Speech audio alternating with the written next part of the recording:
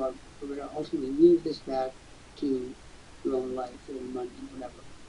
But I thought it would be good to show them then how it's going to read the article. I'm going to start with the Europe's longest reigning emperor. Does anybody know who that was? His name was Francis Joseph. He was the Emperor of Austria-Hungary. I have here something of great value.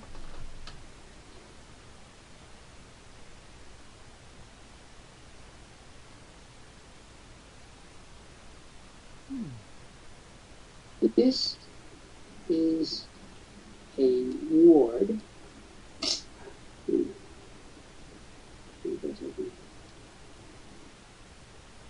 In the original presentation box, I'm going to ask Mr. Joseph to come in and hold it. That way I won't drop it. And it's very heavy. Looks it. Welcome, everyone, Mr. Joseph. to the World Profit Live Business Center. You can join in at 20waystoprofit.com/associates. Come on in and join in for the Anything Goes program with Dr. Lant and Howard Mattel up. You can see it on the screen. Oh, careful, it's very heavy. Yeah, I'll hold it. You have to put it at the top. There we go. Again? Yeah, you can see it. Up a little bit. Now, over. Good enough. That's fine. That's it?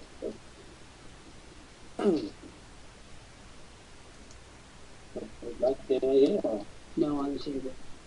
on the table? I'm sure there's. So, what are we seeing here? We're seeing the last vestige of the oldest empire in Europe, which died during this war. It was a terrible mistake, which I can prepare to discuss with anyone. I want to welcome David Picot, Scott Edwards, Meeks Harris, and Monica. What was happening was, and this influenced all of us, over 60 million people died in this war, either directly or indirectly. 60 million. It all started when a particular man was assassinated in Bosnia-Herzegovina. His name was Francis Ferdinand. Now, how did he get to be of any importance? That's the question. Franz Joseph's son, he had one son named Rudolph, who killed his lover and shot himself through the head, admiringly. That began it. Franz Joseph's brother, who would then have been the heir, had been killed before a Mexican firing squad in 1864 as the Emperor Maximiliano von Habsburg of Mexico. Duchess, Empress, who was the Grand Duchess, but Elizabeth, the Empress, Franz Joseph's wife, was assassinated in a most odd way.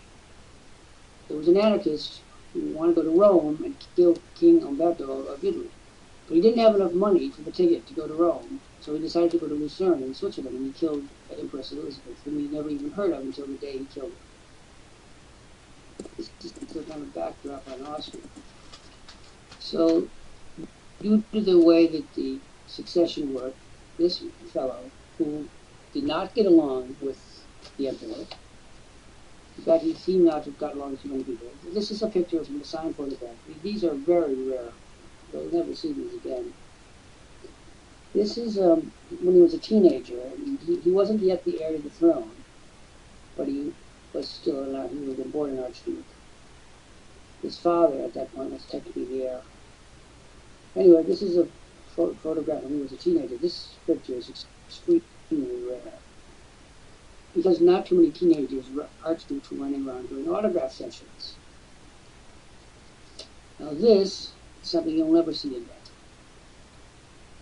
This is a silver presentation, solid silver frame, a presentation photograph of the archduke when he was the heir to the throne. And they're signed and dated. He had an extremely interesting way of signing his the autograph is immediately recognizable.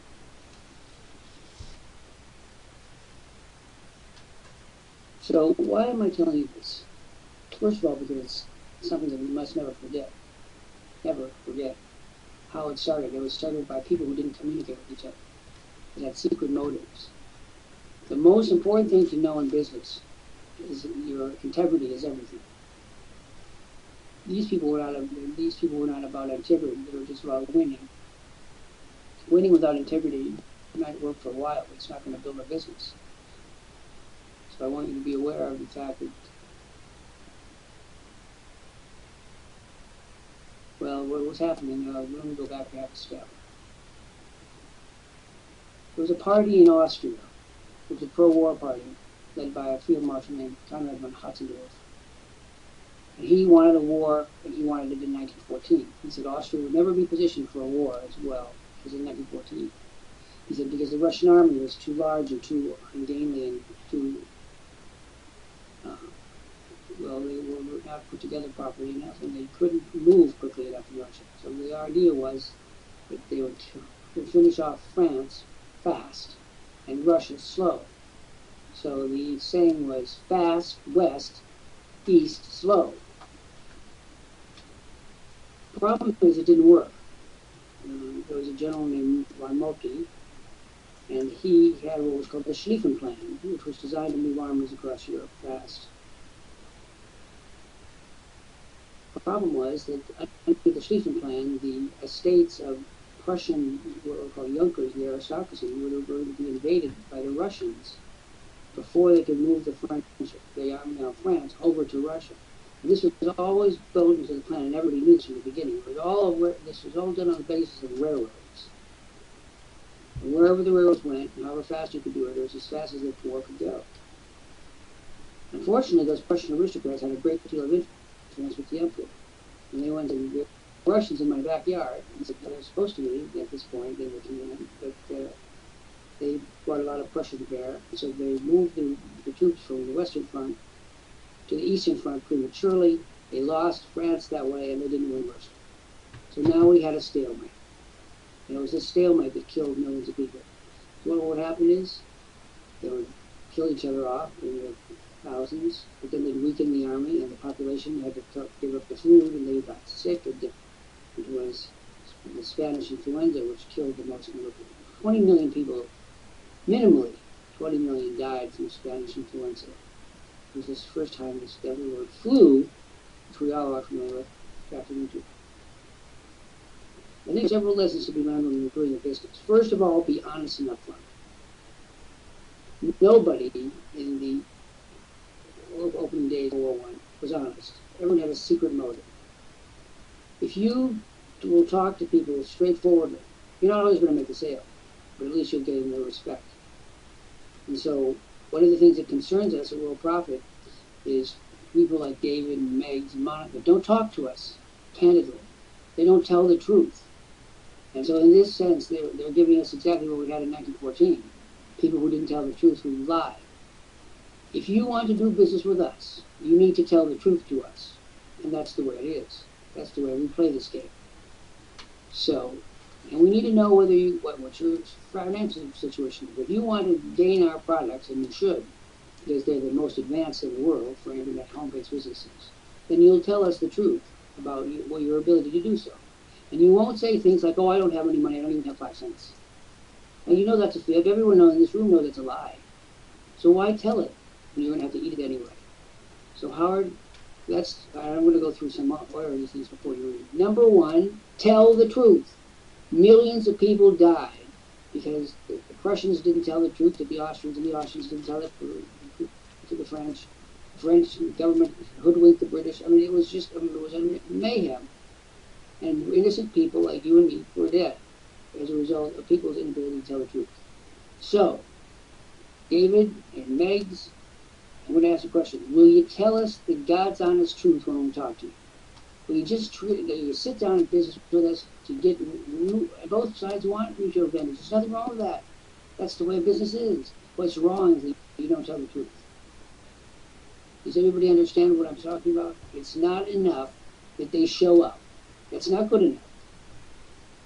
It's not enough that they tell us they like the product. It's not good enough.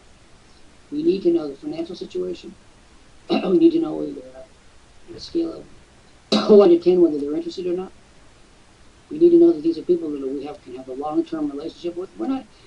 Let's be real clear, people. We don't make our money off of people who come in for $99.95 and then absorb a $20,000 bonus. There's no money in that. But what we're saying is, look, we're going to take away all your fears and tribulations. If you will follow the directions, and you'll be fine, then you'll be well off. If you follow simple, you want to speak to that, Howard? Because you would see it as much as anyone. People who are going, they're not honest. They want to do business, but they don't want to give you the name. They don't want to give you a working phone number, and they don't want you to, oh my God, they don't want you in the house or anything. It just doesn't make any sense. It smacks of 1914. Go ahead, say. And as Dr. Lant says, I try to run my business with 3 concepts: being truthful, run it ethically, and I share my passion with people, and I listen to people and try to fit that need into what they're looking for. So if you're looking for the right place, we can help you. Right, so this is the deal. If you're going to come in and wish to do business here, then let's do business. I am Dr. Jeffrey Lant. This is my email address. I am who I say. Do you ever know how many customers come in? They're afraid we're a scam. They're afraid we're a scam. I'm afraid they're a scam. And I have a lot more reason for that to concern than they do. So we enter this period in the summer of 1914 where mistakes were made. Keep your coalition together. One of the things that I'm most concerned about my time with is the monitors. You know, a monitor sneezes and I have a cold. Let's be vividly aware of something. The team has to function as a team. Not everyone on the team has to like everything about that team. But they have to support the team. One of the outrages, I think it was last summer, when those Red Sox players were found drinking beer and playing video games in the bunker, and they were supposed to be supporting their team. And the committee of Boston went ballistic on this issue about how these pampered poodles were getting paid millions of dollars, and what they wanted to do is drink beer and not even support their own team. Support your team. What does that mean, in effect? It means, first of all, when you see a gap, take the gap you possibly can. Gaps happen. Gaps are a manifestation that we're dealing with human beings. But take the gap. And we're very good about that on the whole. But there are people who come up with reasons why they can't do it. 4 hours a week. Now here's the plan. I'm going to go back to square one. The idea was, first of all, everybody told me that the Live Business Center couldn't work. Every person, 100% of the people told me it wouldn't work. And I knew better. I said, I'll be damned if I'm going to listen to the people who say it can't work. You know who you're dealing with? And now it's time for a little good bona fides and a little beneficial arrogance. You can't let other people dictate your game. You dictate your own game. And this means doing it as a team. And so we created this concept of a team. And in any group of humans, there are those who say this and those who say the exact opposite. We had an interesting situation where a meeting monitor said, I don't like the way you write to me. I said, that's the most peculiar way to gain my attention. You ought to be a member of my team, but I said, it was Lord Melbourne, Queen Victoria's first Prime Minister, who said, I don't need my friends when I'm right, I need them when I'm wrong. And if indeed I was writing that prose, well, maybe I was having a bad day. And boy, how bad that wasn't, but it could happen. Think for a minute about how what you do impinges on the team. Will it make people upset? Because God only knows, I push the envelope every day, and I tell you guys to do things that you don't want to do. And then you go, I don't want to do that. I know you don't want to do that. I need my friends when I'm wrong, not when I'm right. need people to step forward and say, okay, maybe let's give it a try. Because unlike many monitors, and this is not a criticism but a fact, I only promote one thing on the internet. Just one. And you can imagine what it is. www.worldprofit.com. That's all. That's all I do. I don't go off and fiddle faddle with some opportunities. And I don't say you shouldn't do that. I just say I don't do that. I focus I put all my eggs in one basket. I say, whoa, God, even Bill Gates doesn't do that. But you have to support your primary interest. And if I was going all over the map and promoting a little bit of this, a little bit of that, you say, well, he doesn't really believe in his own company. Do you know how many times, Howard, I don't think a day goes by that I don't get somebody's lollapalooza of, this is the best thing since air. I've thrown, I don't know how many thousands of those messages in the trash. Even if it were true, it would be impertinent, it would be beside the point. So we want team members. Many times, people say to me, oh, I saw so-and-so do such and such a thing. I said, did you point it out to them? Oh, no, I don't want to tell them. No, you want me, who isn't there, rather than say, we work for each other. And we do it in this way. I ask, or I should say I ask on behalf of the team for 4 hours a week, in return for which you get all the other hours covered. And I cannot understand where someone would be so small-minded as to refuse to take 4 hours in a week to get 24-hour-a-day indefinite coverage. Can you imagine that, Howard?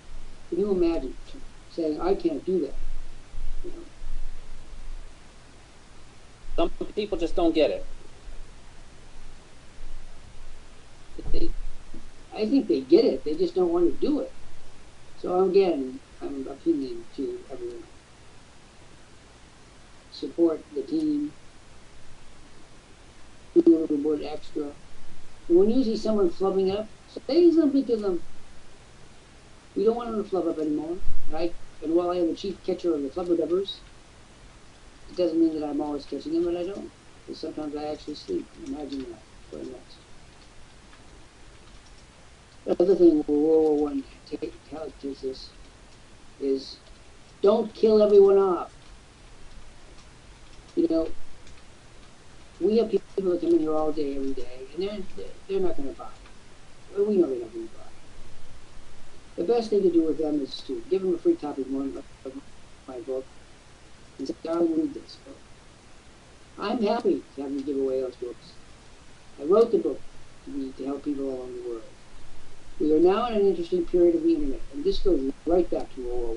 In 1914, the world was divided into significant powers. There was Russia, the Empire, Austrian Empire, England and Empire, Germany and Empire, and France, not an empire. And these people pretty much controlled the whole world.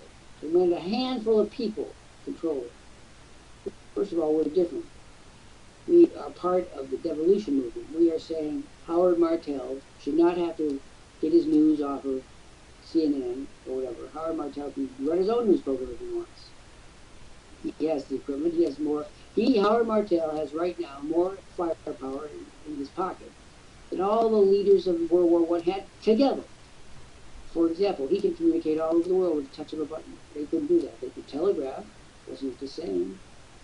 They could at least do that. So what we want to do is make sure you're communicating with each other. Don't be afraid to communicate. And don't worry when someone doesn't get it right away. You know, I'm an old educator. People said to me, in your books, when you make a point, you hammer it home. So I said, you're going to wonder why I do it, don't you? Oh, I can't stand it. You hammer it home. Like, I got it. You don't get it. How many times have we said, promote, promote, promote? I get it. I know, I'm going to do it. You're not going to do it. So what is that the nudge in chief has to say? Yeah, you said it.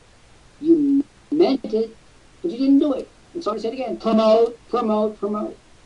Do you know how many people tell us every day that they're going to do what's necessary to succeed, and they don't do it? They don't promote, promote, promote.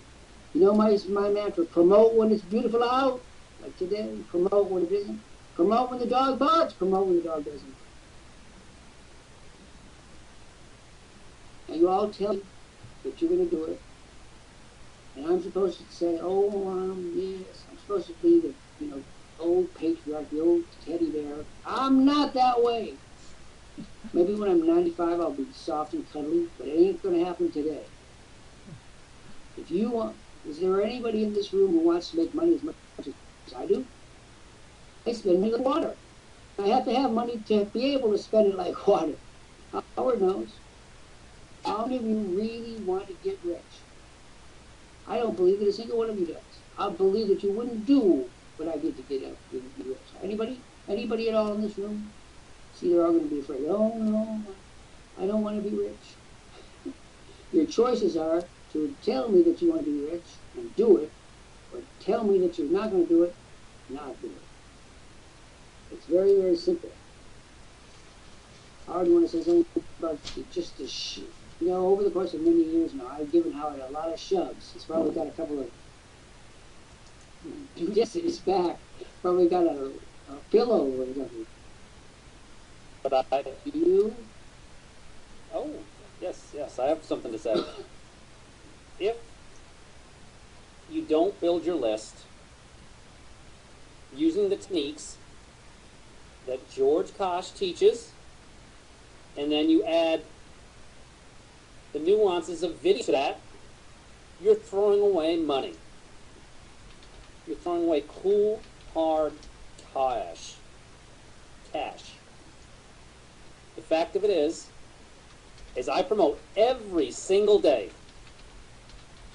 And with that being said, I bring people in every single day. Sometimes they might not buy the first time, but I have them on the list. And that is crucial. And Howard takes direction. He's a human being, so nobody likes to be corrected. But I'm going to tell you a Howard Martell story. And I'm glad to see Pete supportive here. And Pete, what we're going to do is we're going to read today's story, but we're going to record it tomorrow. If you're available, Pete, you tell us now what your stay is. We have a corker of a story here about World War I, which started the 29th of June, 1914. It's been 100 years now, and the whole world changed as a result of the incidents in Boston and Sarajevo, which, are we surprised? Every time you look, there's some new horror story emanating from the Balkans. Oh, Patrick. Well, I guess we're going to be out in the media today. Today, world, I guess before we are recording, we are that casual about this. What we're going to do is we're going to read the story about World War I. But I didn't see what I needed to see. I didn't see people jumping up and down saying, yeah, I want to be rich, yeah, I want to be rich. If you don't want it, don't pretend. Say that you're happy with, your extra $50 a month, if that's what it is. I wouldn't be happy, I'd be miserable, but your standards are different than mine. So here's the Howard Martell story. Boy, he was hot under the collar when I told him this. One day, Howard Martell decided to go out and have lunch, take his wife to lunch. Now that's like a good thing, doesn't it? Only he chose the wrong day. He was in a hot competition with this lady we know called Elsie. You know her? Her name was Linda Elsie. Maybe you heard of her. Everybody else has. And she, this morning, it was fun the way she does this. She was being asked by one of the monitors how many hours she works. 66 every day. And he didn't like that answer. You mean every day? Every day, 66 every day. And he didn't like that answer one bit. He wanted to say, I live in the next swimming pool in California, and I just lounge around that pool all day eating chocolate bars. That's what he wanted her to say. She told him was the God's honest truth. Yeah. If she has to maintain her competitive advantage and meet her own standards about herself, which are more important than anybody else's standards. The only standards that are meaningful are the ones you set for yourself, not the ones somebody sets for you. And if you can't set your own standards, then you're not going to make any money. And if money is your goal, as it was mine, then you're doing it all wrong.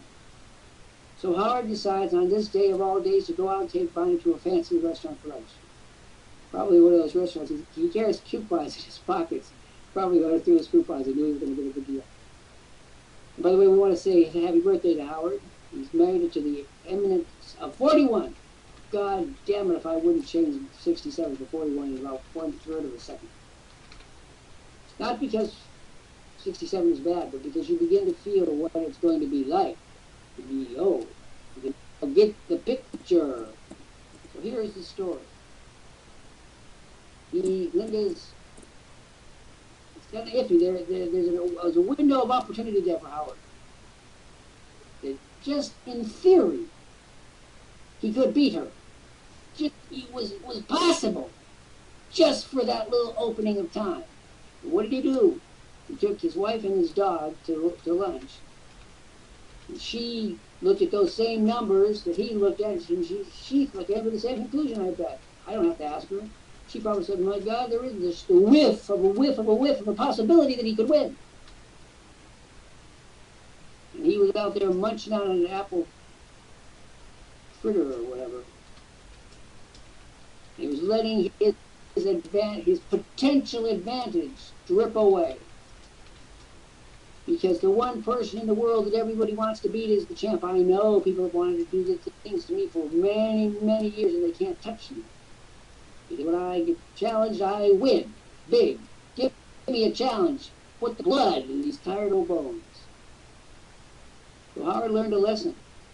Don't take your wife to lunch when the battle is joined and you have a chance to do the upset. His stock would have risen in this company astronomically if he beat her. Everybody would say to Linda, well, you had a bad night. They'd say, Howard, you won!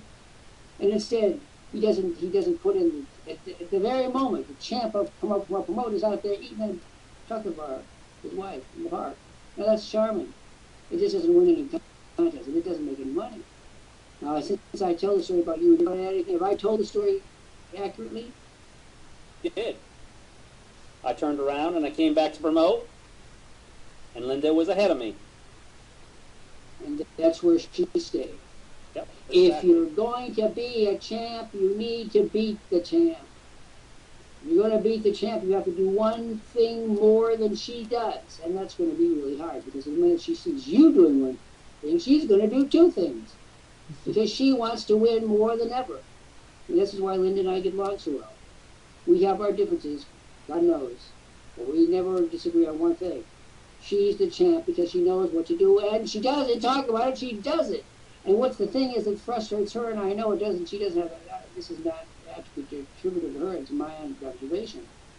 What she has to do, she talks to all of her people, and she gets discouraged. Why did Mary Smith, go away? And someone says, well, because you barked at her, Dr. Lant. Yeah, I do bark. And my bark is not worse than my bite. They're about equal. So Linda gets out there and she talks to her and she gets discouraged. She says, why did this person quit? This person quit because they didn't want to do what she does. Work! I do not understand and cannot possibly tell you why so many people come in here and they think of the internet is like a daycare center. You go in there and you get all your wants taken care of. You don't have to do anything. You don't have to think. You don't have to do absolutely nothing. The internet works when you make it work. And how do you make it work? You build your lists. And everyone in this room knows that. And yet everyone in this room does not do that. In reality, how many of you promote every day, focus on that list? You don't? I do. And I say to you people, I say, for example, we have a great ebook in World War I. You know why we have a great ebook? Because my views are based on many years of study. And my acute interest in the period leading up to after 1914. And yet I am sure that not a single one of you promoted that ebook. Although the anniversary of the 100-year anniversary of World War I is all over the newspapers. Is there a person in this room who did that? Who took the articles that I wrote? Nope. And yet you tell me you want to make money, and I don't agree with this. I don't believe you. If you're going to really lead a better lifestyle, start living it, and as your expenses grow, you'll have to succeed. I call it jumping out the window. I've done it many times. I've gone over to Europe and bought myself an Tipperary, and you know I don't buy myself cheap presents, Howard. I go for the gusto. I go for the big stuff. Well, I forgot to tell you, that medal from the Emperor Franz Joseph, that's solid gold. And it didn't cost 5 cents. And it didn't cost $99.95. Yeah, it cost a little bit more than that. So I want to know how many of you will spend 5 minutes over this weekend writing an e-book on the 100th anniversary of World War I. It's already written. It'll take you under 5 minutes. Do you know how many years it took me to learn this stuff? And I had to go to school in Europe. I went to Oxford, St Andrews, the University of Dijon, the University of Munich to learn these things. And you can't spend 5 minutes? And then you say, Dr. Lant, he is arrogant. No, Dr. Lant is crazy. He's not arrogant. He's mad, fool, crazy. He's doing work that you let lie in the gutter. And you say, that George Koch, he's a bright fellow. Oh no, he's more than bright. I know this. I live in the brightest neighborhood of the whole world. Howard Martell knows that. Harvard University isn't even a minute away. Those people are bright. George is touched by a kind of talent which nobody else. It's so rare. And then he goes out. You know, in the early days of Worldprofit, there were several things that George did that just frightened me to death. First of all, he flew an airplane. And at one point, he was thinking, getting an airplane. This might, like, I was going, what? I can't have my partner flying around. You know, I won't have any influence. It'll crash. So I kind of, like, wheedled him. I put pills in his ears. Don't buy the aircraft. Don't buy an airplane. Then there was the thing about golf. I used to hate it. He would go away for golf. Now I urge him, go where the getting is good. Because that brain is exceptional. Let's put it that way. Let's leave it at that. But yet how many of you don't use what he does? You know, he sometimes says to me, and he's not a complaining man. Believe me, I've complained way more than he'll ever know how to complain. But he wonders, as I wonder, when he creates a gizmo that is a brilliant piece of work, why so many of you don't even look at it. And you all say you want money, but then I think that's a lie.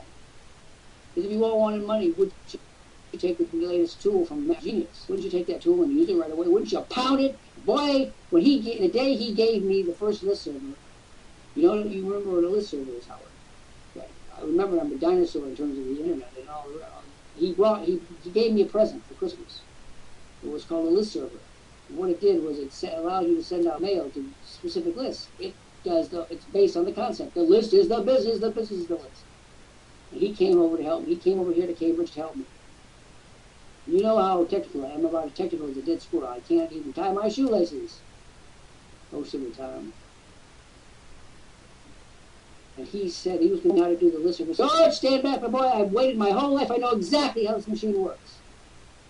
Because it was leveraging. And I kept that damn machine going 24 hours a day. And you know it's true. I didn't stop. I didn't stop to take my wife to lunch, or to take my dog to the park. God, I'm tired, and I want to say this. Veto canis. I forbid dogs. I am tired of all you dog owners thinking that dogs are cute. Dogs are cute. That's what they do. They're cute. That's why you feed them. They know this. But dogs are and Worldprofit programs do not mix.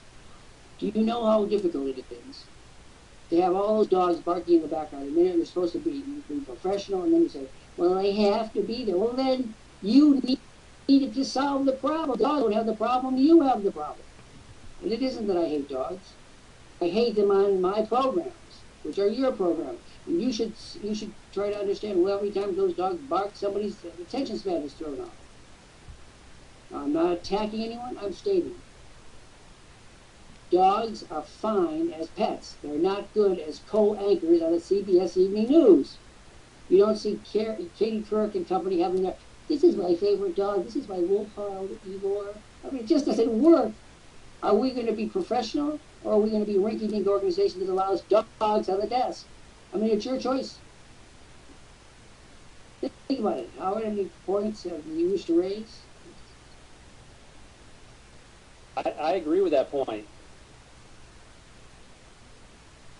Actually, Howard's dog is remarkably well behaved. I know. Every dog owner in the world thinks it's cute to have Poochie standing on the desk doing a dance during the middle of you're closing a sale. It's not cute. It's demented. And there isn't a CEO in the world, with the possible puppy, with the exception of curing a dog child, which is in their business, that would allow it. Why do I allow it? Because I'm accommodating. I try to be accommodating. Sometimes accommodation doesn't work. Make the sale. Don't make the dog. Okay? Can we have an agreement on this? At least a thought? At least a constructive attempt? And you know who you are, and I know who you are. And it's not cute. And when I'm in the middle of reading something, as I was today, and the dog starts barking in the background, I think to myself, what am I doing? The business literally has gone to the dogs. Now I'm going to have Howard is going to read us an article, which is for the audience. Posted for the audience. I wanted you to ask a question. Have we advanced over the time of World War I? We all think we're all so superior. We're 100 years older and all that, 100 years smarter and all this technology and everything. But are we any smarter? We thought we were getting out of Iraq, and now we're not. The Taliban is just waiting to come back into Kabul, and what are we going to do then? I'm telling you, I think that I look upon 1914 as the metaphor for everything that's happened in the last century, including Vietnam. And that's another subject altogether. Howard, read to us a bit, and then I'm sure that some people... And by the way, this is Anything Goes, and so if you have a comment to make, if you want to say that my views are crap, go ahead. But just remember, I'll respond. Remembering the commencement of World War I, when the road to Tipperary proved to be very long and arduous indeed, 1914, by Dr. Jeffrey Lant, author's program note. This day, in August, 97 years ago, was the day of general European warfare. The great powers, the most civilized nations on earth, had at least done the unthinkable, allowing an unregrettable incident to morph into mayhem. For this story, I've selected one of the most famous songs of World War I. It's A Long Way to Tipperary, to be the musical accompaniment. Written by Jack Judge in 1912, it started life as a rousing music hall number, and you can almost hear the clinking of glasses as you listen. Got a catchy beat, of course, but the underlying message is sad, even tragic. For with each passing day, the way back to Tipperary got longer. Tipperary got longer, and the list of those who would never go home again did, too. You'll find this tune in any search engine. Try to get the version by celebrated tenor John McCormick, born 1884. It's grand indeed. Once you found it, play it a couple of times and listen to the words carefully. Many men died with this song on their lips and in their hearts.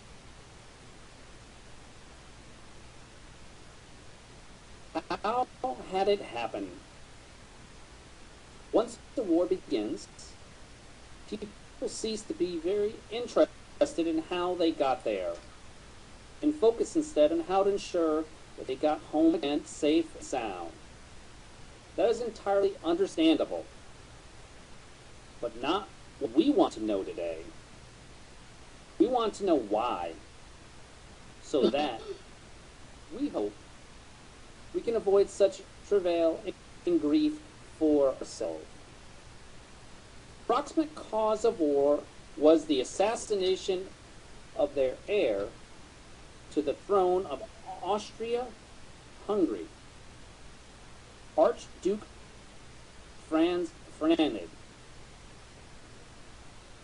I have 2 autographed pictures of this man, known to history solely for his assassination and death.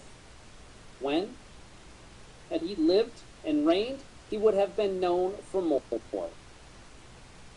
The photographs I'm looking at, as I write, show him first in 1890, age 27, and then later in a glorious silver presentation frame with his archducal coronet, blazing in gold at the top, looking suspicious, complacent, a tatty silly. And just for his outsized handlebar mustache either. He looked like a man you wouldn't want to cross. And the insiders within the empire knew he was adamant about reforming the ramshackle imperium, bringing her antiquated systems and infrastructure up to date. He gave every impression that he meant not just to be emperor, but master. Yes, Gustav. He means what he says. They whispered over their schnitzel, then went on with the national obsession, living well. This was Austria in 1914, where things were significant, but not important. Franz Ferdinand had gone down to history as stern and unyielding. The Hungarians certainly thought so. And the Hungarians, whose royal status had been upgraded in 1867, had a huge, entirely negative influence in the empire. Franz Ferdinand meant to change all that with a system he called trialism, aimed to elevate the Slavs in his empire to equal status with the Germans who founded it and the Hungarians. Hungarians, especially the nobility of this most aristocratic of nations, were opposed. And not just mildly either. In fact, had one heard that Franz Ferdinand had been shot, your first reaction would have been to assume the deed was done by a Hungarian. There was certainly suppressed joy around the noble tables of Budapest when the news of his death became known. Joy and, very subtle but heartfelt, toasts in the very best 2K Azul Senzia. A man of cultivated taste and sensibility, and a gnawing sense of injustice. Though Franz Ferdinand public persona was grave, censorious, insistent, he was very different at home. For there he was a man in love, whose deep affection was equaled only by the burning rage he felt because his wife could not be accorded his imperial honors. She was Sophie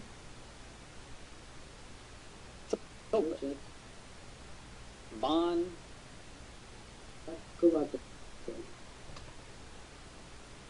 a mere countess, hence beneath the contemptuous notice of the sublime Habsburgs.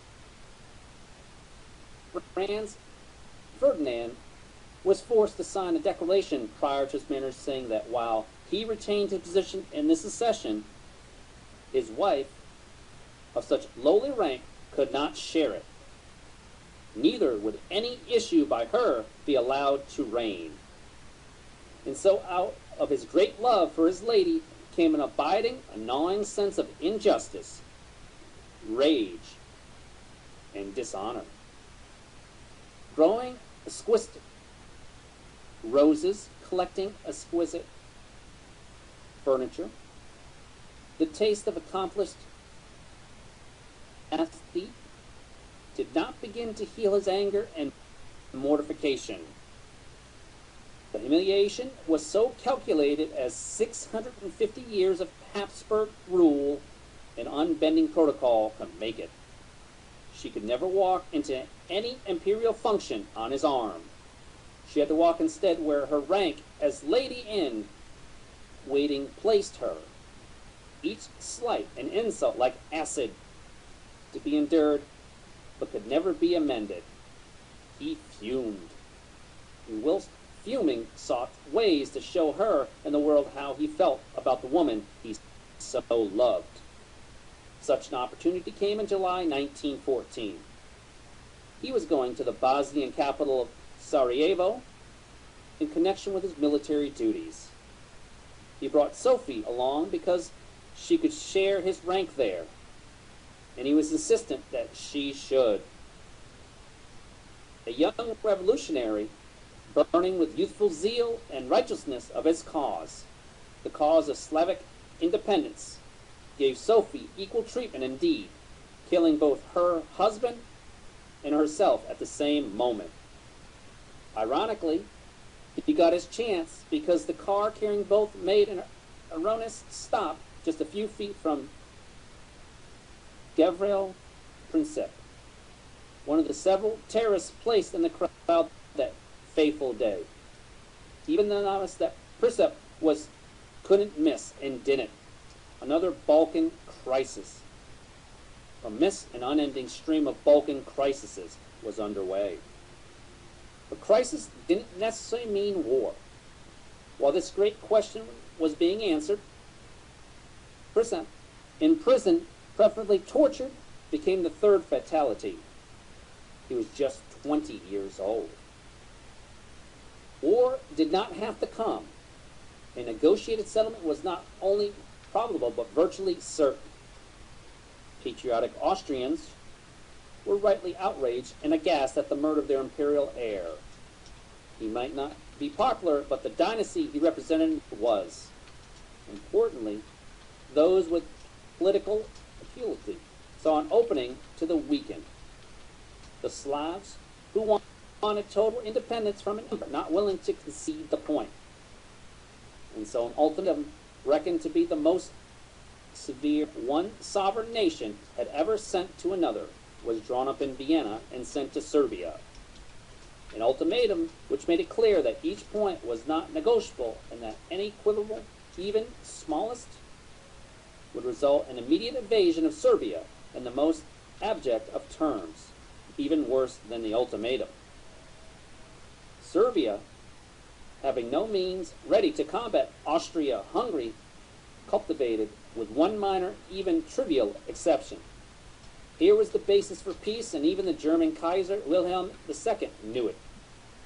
And yet war came. Why? Because militaristic Tipperary in Vienna, headed by Konrad von Hotzendorf, chief of staff, and one in Berlin, headed by Kaiser and the court and army officials who kept this mercurial emperor on track, wanted this war. At this time, sure, they could win it.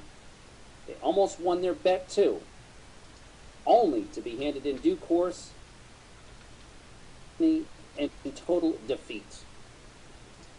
Along the way, the road of Tipperary became long and bloody indeed, inscribed as it was with the names of all who knew the poignant significance of its words. As for us, we must remember that we too have more than enough people amongst us with a penchant for war.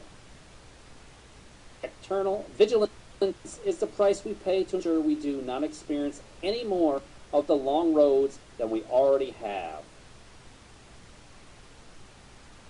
First of all, I want to thank you for reading it. And in just a minute, we're going to ask Patrice Porter to come up before we end our program today.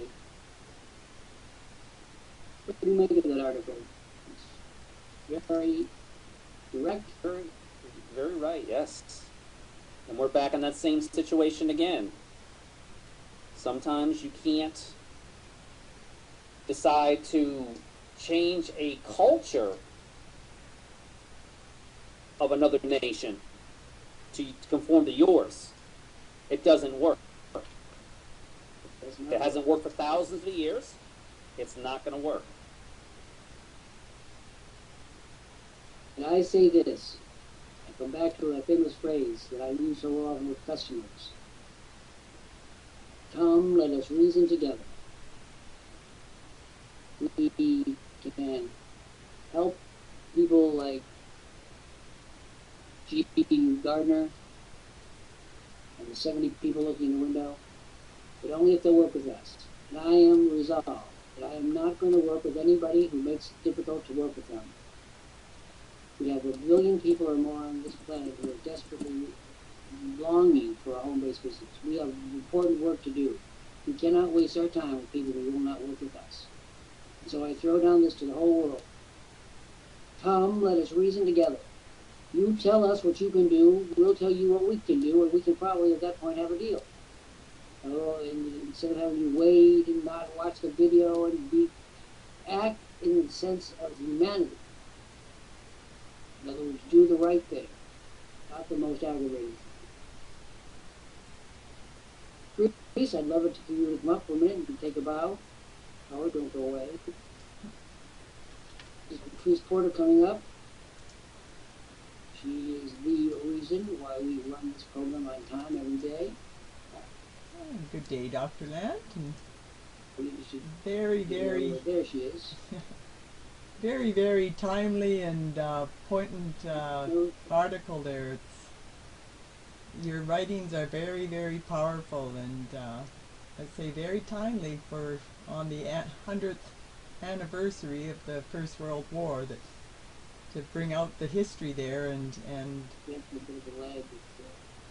yeah. So I definitely will be using that article and getting the ebooks out, and I liked how you related to the beginning of the World War I with how it relates to business and also our times today. And if you'd like to check out my Home Business Central developed from Worldprofit here, you can go to www.20waystoprofit.com. And also, I've used the tools and resources from Worldprofit to help people create abundance by gardening. And you can go to www.gardeningforfoodsecurity.com. And you can catch the replays of these Anything Goes program on the YouTube channel Patrice Porter. And with that, I'll say my adieus till the next Anything Goes tomorrow at 1 p.m. Eastern. And also our dealer meeting is at the top of the hour here. Our video marketing meeting, sorry about that. So we'll see you then. Bye for now. That is Patrice Porter. She will be at the video marketing meeting. We have a meeting coming up in about 5 minutes or so. So we're going to show people who are just how to use video marketing. Now, this class is important. What we deal with is important. If you want to cut your earnings dramatically, then don't go. Don't come if you're not going to participate. I am now currently looking for 2 people. People like James Stevens are going to graduate one of these days. Judy Gauss is going to graduate. Bradley Bowmer is going to graduate. And when they do, I'm not going to have any spaces left because I'm filling them right now. So one of the things we will do today is we'll find 2 people who want to make money. Not who say they want to, not who go through the dance, not who tell me what they think they want to hear. I want to hear the truth. It's only the truth that can set you free. It's not the well-calculated lies. It says the truth can set you free. Well, then do it. This is James Stevens, for example. He's got the same problem that I have. He's dyslexic. And he has trouble reading. I mean, I have trouble reading too. when I'm tired. The bottom is coming along. He's coming along. He's farther away now than I thought he would be. He's not finished yet, but he's coming along. This is the point. If you're not willing to come along, then don't come at all. As my grandmother used to say, you can't dance, what good are you? We run this like a team, a consortium, if you will, community, and it works. There is not, one of the reasons, let me be very blunt, these so-called opportunities that are out there on the internet, they have some care, always have some young man who's, got all the energy, he's got all the moxie, all of his hair is in place. He tells other stuff, and then amazingly, when you need help, he isn't there. Well, look at me. I'm 67 and I'm tired and I'm here. And that's what you need to know. When I'm 68, I'll be more tired and I'll still be here. The key point to keep in mind is that you don't, but just saying stuff doesn't make it work. It's doing the stuff. This is an excellent community for doing the stuff.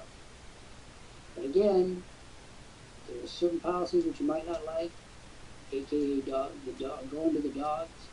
And I'm sorry if you don't like it, but I can only deal with the fact that I've got to keep people focused on the message and on the sales. James, you want to add anything before I go down for our next program? No, you said it all. Just like you said, we have to get in there just to make it happen. And that's what I did. Even though I had some difficulties, but I didn't give up. No, and that's the key.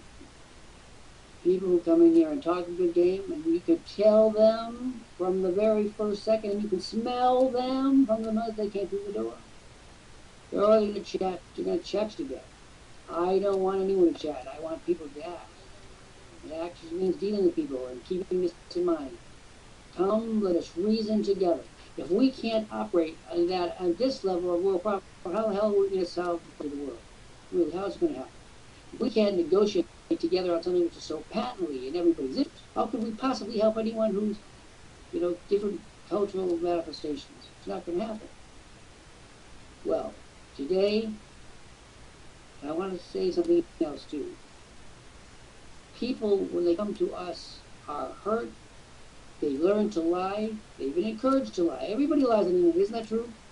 If they're a person who doesn't go to Facebook and tell their weight is 165 and they're 265. Their age is 17 and they're 38. They've never been married. They have 3 children at home. Everyone lies. Let's make it a point to be different. Let's just tell the truth. Let's just do it as an experiment and see if anybody else likes it. Can we do that? Will you do that? This is not just about me. This is about all of us. This is our team. In the event, I wanted to welcome everyone out. I wanted to go over to the live meeting center, which is on the left-hand side of the screen. Our meeting will start in 5 minutes. If you don't want to do video marketing, don't come. Real simple. I am going to help the people who want to do it. And I'm going to tell you something. The people who master video marketing are the people who are going to make the money. And that I can tell you, the God's honest truth. If you think you're going to be able to sit at home doing, your stuff off of one MLM program, I got news for you. It's not how they do it in the big leagues. Take a look at Amazon.com. Take a look at all these programs. You think it's like one guy in one room saying $99.95. Oh, James Stevens, it's just too much. I can't bear it. Excuse me. Get serious. We set this program up just so that no one in the world would have grounds for saying, I can't do it, it's so expensive. So what do we hear more than, I don't have money. Now you guys tell us you have no money. I'd like to know what these towns are where you live with no money. I want to move there. I want to move there this afternoon.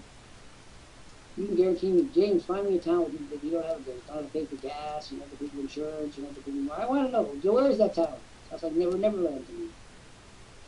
So we will start this program today. We are here every day, where anything goes, at 1 p.m. Eastern Time, and we tell it like it is. My point of view is this: if you can't stand the heat, get out of the kitchen. We're not going to lie to you. We're not going to tell you it's easy when it's not. We're not going to tell you you need to do no work when you do.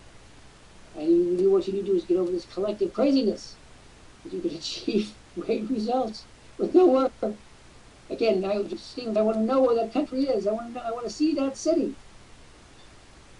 Like a gleaming city on the hill where you don't need a damn thing, and you get everything.